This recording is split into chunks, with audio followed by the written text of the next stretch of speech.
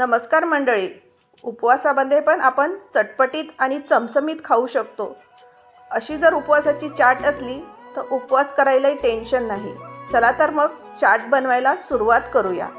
अशा चमचमीत आणि टेस्टी रेसिपी बघण्यासाठी माझ्या चॅनलला सबस्क्राइब करा आणि इंस्टावर बघत असाल तर माझ्या चॅनलला फॉलो करा आणि एक लाईक तर नक्की करा। पार्वती बोली शंकर से, पार्वती बोली शंकर से, सुनिए भोलेनाथ जी, रहना है हर एक जन्म में मुझे तुम्हारे साथ जी। वचन दीजिए ना छोड़ेंगे कभी हमारा हाथ जी।